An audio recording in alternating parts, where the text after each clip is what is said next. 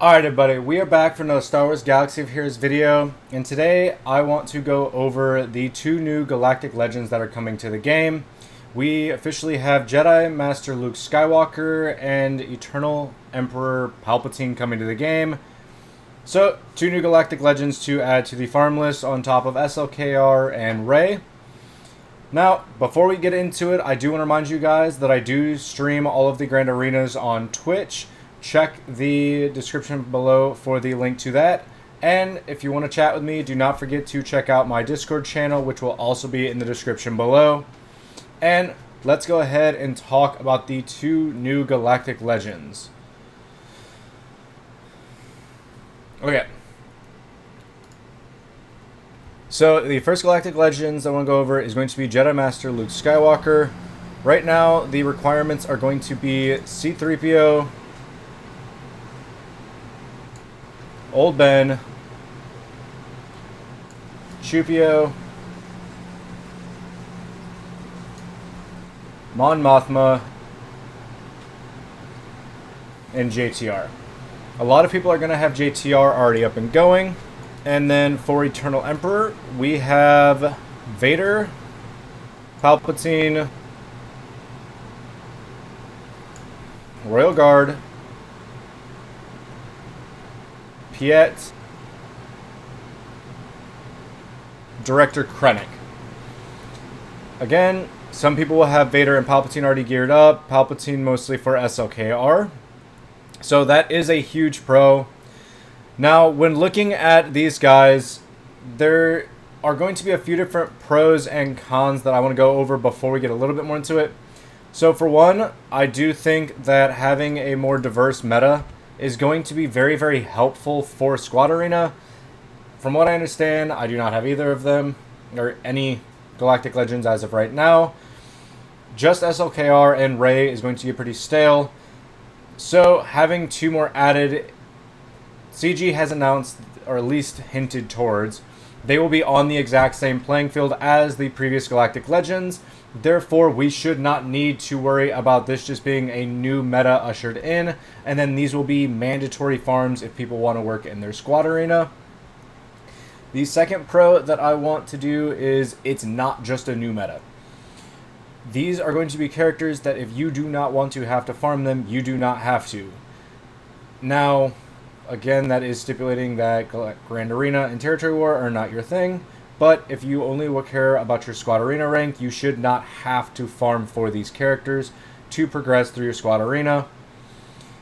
The third one that I think is going to be a huge pro, this is going to even further the gap in the GP for anybody who goes for the fourth Galactic Legend compared to people who don't have any.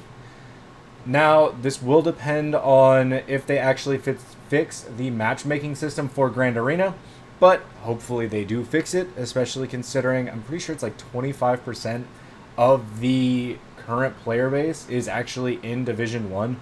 So that is an area that needs fixed, but this should even further increase the gap between a lot of the super heavy Krakens and the free-to-play. My first big con to these characters is going to be 1, 2, 3, 4, 5, 10, 15 requirements. Now that is going to be the same for Sith Eternal Emperor as well as Jedi Master Luke. If you look at Supreme Leader Kylo Ren, we have 1, 2, 3, 4, 5, 6, 7, 8, 9, 10, 11, 12, 13 requirements. So that's an additional 2 characters that are going to have to be relicked up, or ships that will need to have relics onto them for this event. That completely takes out the fact that we thought it was an initial gimme when they had characters that we already had relicked up, like JTR. Doesn't matter. That's an additional character even after what would have been a gimme that we're going to have to relic up if you want to go for Jedi Master Luke or the Sith Eternal Emperor. And with the amount of relics that are required for these characters, adding one more, that literally makes it 15 different relic characters that you need for this event. Now, the characters for the event so far are a lot better. C-3PO, a lot of people have geared up because of gas. Not everybody's going to have Old Ben geared up, but they should have him 7-starred by now. He's actually a pretty old character in the game. Chupio and Mon Mothma are both very good characters. However, not many people are going to have them anything beyond 3 stars just because they were marquee characters. The next one is going to be just another character or characters from the sequel trilogy. I would have preferred that we got something from episode 1, 2, 3, 4, 5, or 6, and not just 2 more characters from the sequel trilogy that most people really weren't that much a fan of.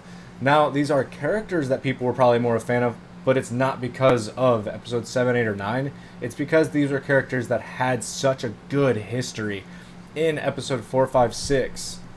And that's the reason why people are more excited for this compared to SLKR and Rey. So personally, one thing I am not excited for is for any new players into this game. Adding new Galactic Legends, the Galactic Legends are so overpowered in general that if you see them in any shard as a beginning player, there are probably going to be some, but there's always somebody willing to spend the money. And if you start day 1, and any of these 4 characters are going to be in your squad arena battle, you're not getting the op.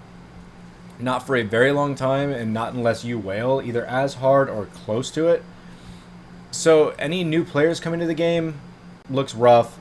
And then to top it off, there's 4 characters in the game that you need 13 or 15 characters at a relic level to be able to just unlock them. That is not including gear for the characters. That is not including the team that goes along with them. So you're relicing characters that suck. Rose Tico is a requirement for Rey.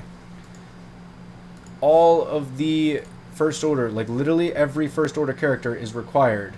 A lot of these people do have no use in the game. Absolutely nothing. You're just inflating your roster so you can get the biggest and baddest characters in the game. And to spend that long as a new player just to do that, it's too long. It's scary for new players, and it ruins the experience for even me, and I've been playing for a while.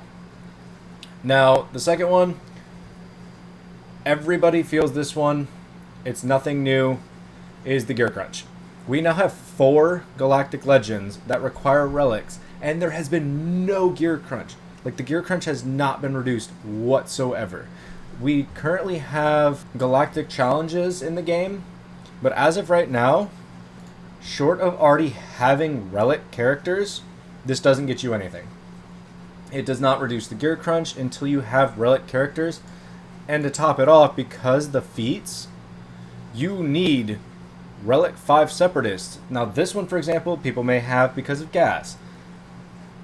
But where I'm at right now, I can't get that. I don't need these, I don't need this gear. So until they reduce the gear crunch, it's just too much to actually reasonably manage any of this. The next one is going to be the timing takes away from Galactic Challenges. Galactic Challenges was supposed to be the big new thing that we got. They've hyped it up now. It sucks. Nobody enjoys it. I pretty much wait until the last day for the event, and then I just run through auto everything, and that's where I end up for the day because I didn't get any rewards from it anyways. And they announced it right after Galactic Challenges bombed that they're going to add 2 more paywall characters to this game. They're going to add relic characters to increase the amount we have to get for Territory Wars, for Grand Arena. Let this sink in. You can now have a Grand Arena where every bottom territory has a Galactic Legends. Or they can put Galactic Legends on the top Grand Arena and the bottom one on the front wall, and you have to pick and choose which ones you want to clear. Now, this may allow for more people to place only 2 Galactic Legends on defense and then use 2 to clear something. But for anybody who spends on 4 Galactic Legends, have fun with your Grand Arena and goodbye. And I feel bad for just about everybody who's not Arnold, who already has relicked out characters on all of his empire, because he's probably set for this event. Everybody else, we'll see what happens. Hopefully they reduce the gear crunch and make this somewhat manageable for us.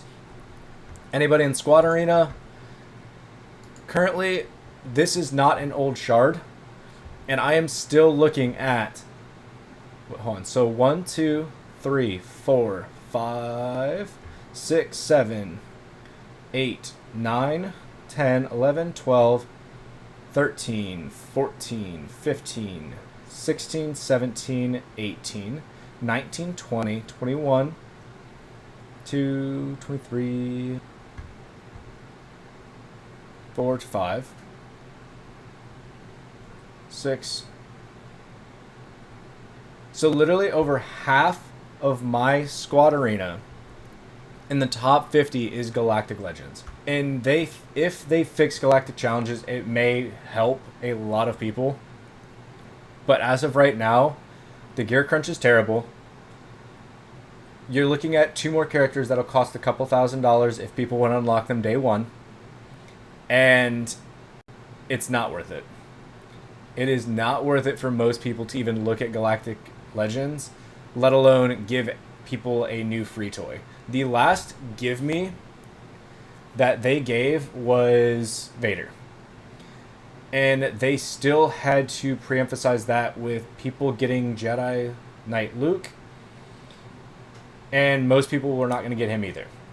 If you are a newer player, you have had too much to farm, so you will not be getting Jedi Knight Luke. And I'm skipping Jedi Knight Luke to top it off. So we've had the last 3 characters that have gotten or will have gotten released that were legendaries or Galactic Challenges. Actually, 5 characters that like I'm straight up just skipping. Yeah. All right, so we're gonna end on my rant. All right, well, do not forget to come and check out my Twitch, guys. I do stream every Grand Arena. And do not forget to come and hang out in Discord. We are a small and growing community. And until next time, I will see you guys in the holotables. And keep gaming, guys. We have the Star Wars community, and that's what makes or break this game for most of us.